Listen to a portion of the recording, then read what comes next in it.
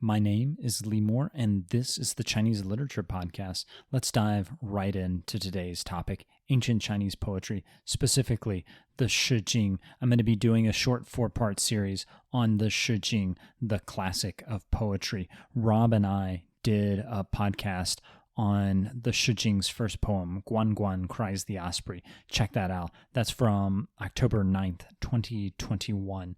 But for this series, we'll be doing different poems. Okay, let's first talk about the Shijing. How do you even translate this? What is the name of this collection of works? It's been translated in a bunch of different ways. The classic of poetry, the book of poetry, the book of songs, the classic of song. Which one is the correct translation? Yes! In fact, all of these translations are decent translations for a concept that doesn't really map onto the English language super well. For the purpose of me talking about it, I know a lot of my listeners are studying Chinese or interested in China enough that they sometimes like it when I use the Chinese word, so I'm just going to call it the Shijing. What is the Shijing? The Shijing is the first book of poetry that we have extant in the Chinese language. It's one of the earliest collections of lyric poetry in the world. It's hard to exaggerate how important the Shijing is. When you read classical Chinese works, they quote from the Shijing all the flippin' time. In fact, if you ever have a time machine and go back to the Han Dynasty and want to convince someone of something, you ought to just quote a bunch of stuff from the Shijing. You don't have to be right. You can have a stupid idea, but as long as you quote something from the Shijing, it will take your dumb idea and make it seem more reasonable. It's the same thing as for my daughter adding sprinkles to any kind of food. As soon as she sees those sprinkles, she goes, "Ooh, that looks good." All kinds of writers are quoting the Shijing throughout this period. Why is it so important? It's important because it's old, and by old, I mean real old. The collection probably came together sometime around 600 BC, but the poems themselves are older. The Shijing, in the form that we have it today, has 305 poems. Guan Guan Cries the Osprey is number 1. Each of the poems have numbers associated with them. Oh, where did those numbers come from?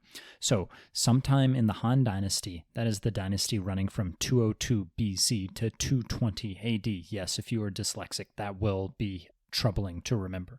The Han Dynasty, there was this guy, his name, Master Mao Tzu. We don't know much about him. We don't even know if that's really his real name, but that's the name by which he is remembered. He organized this poetry collection and he wrote commentaries on these poems. And he is the one that gives us this number system that we still sometimes use today. Also, I should point this out. I'm going to hammer this home again and again and again during the series.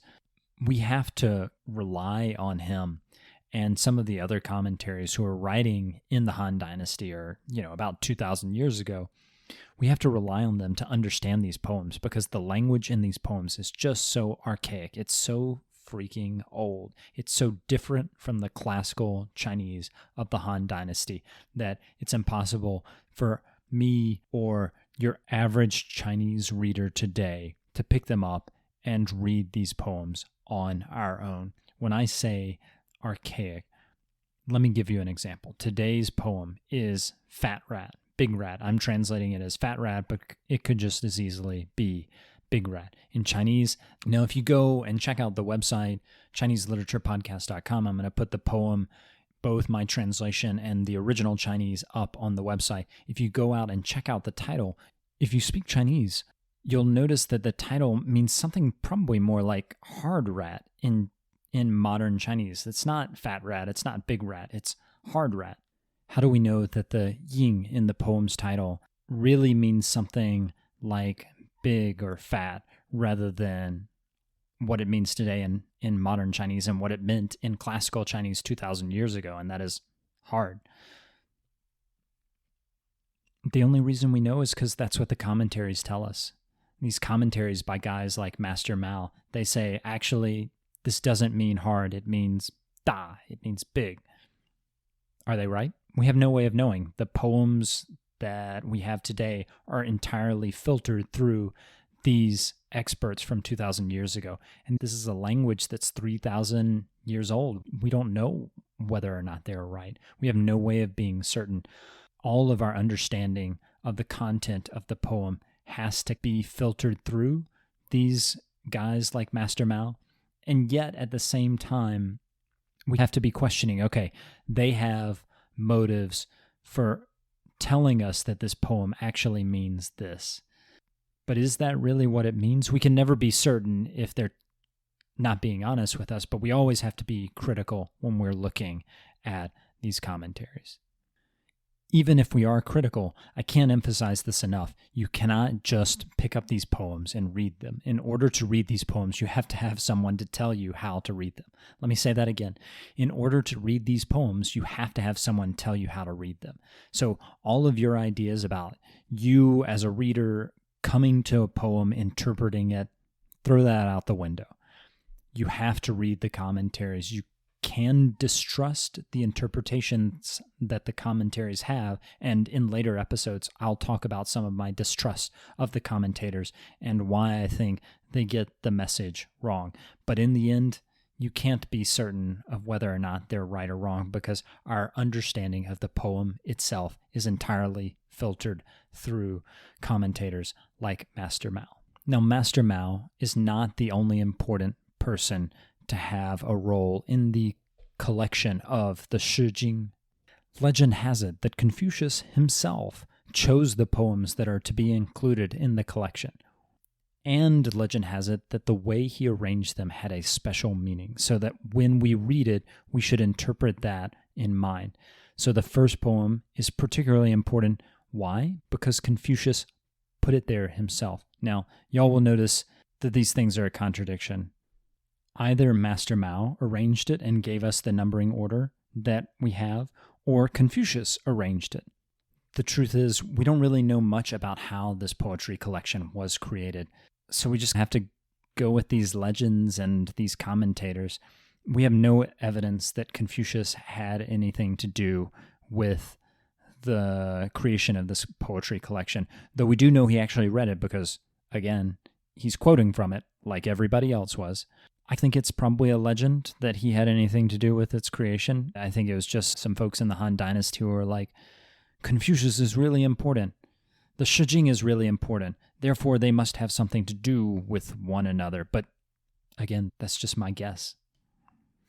Okay, all of that is way too much exposition. Too much tell, not enough show.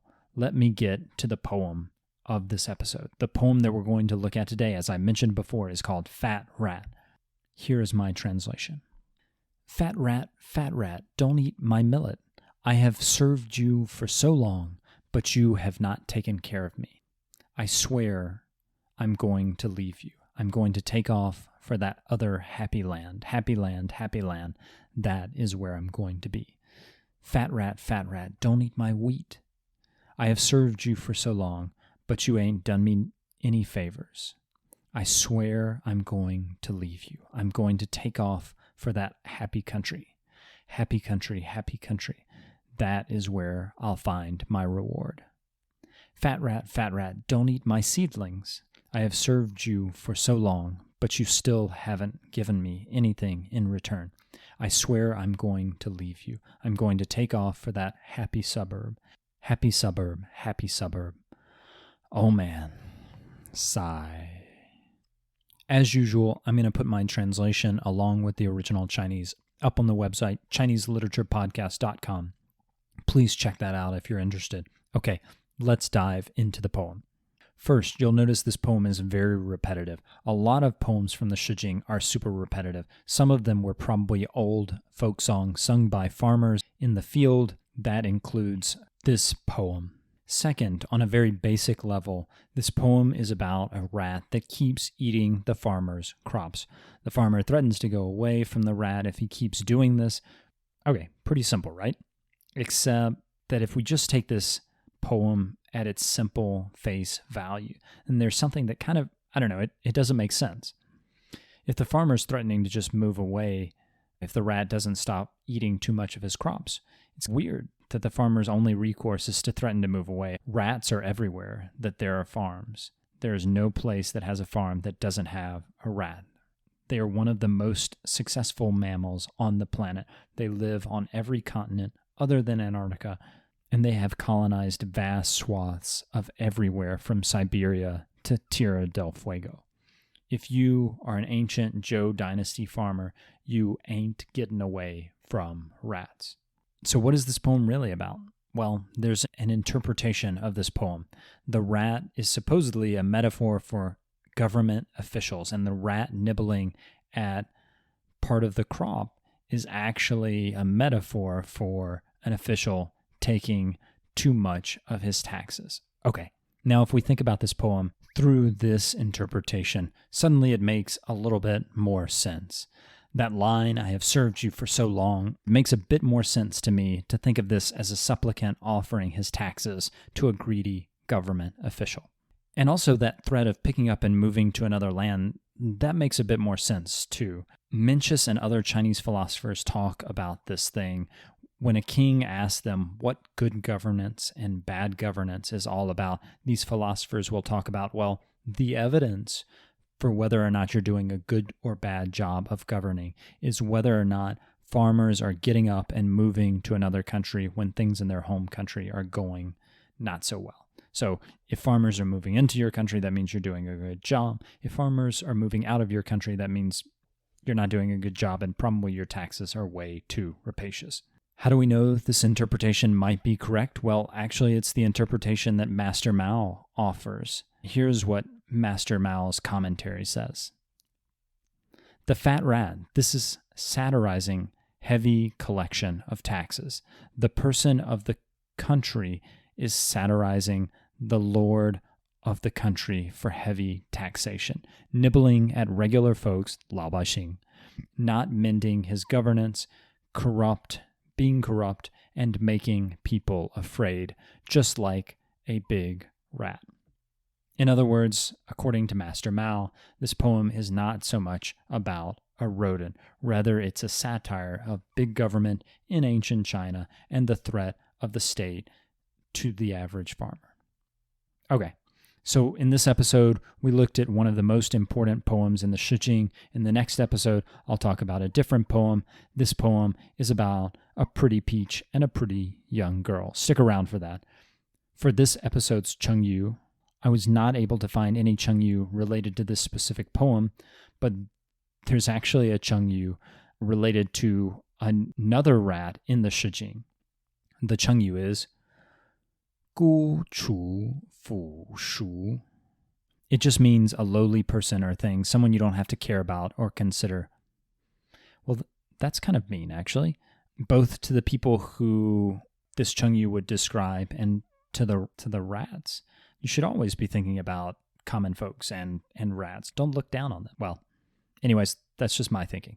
And that is where I'm going to call it. If you like or don't like this podcast, send me an email, ChineseLiteraturePodcast@gmail.com.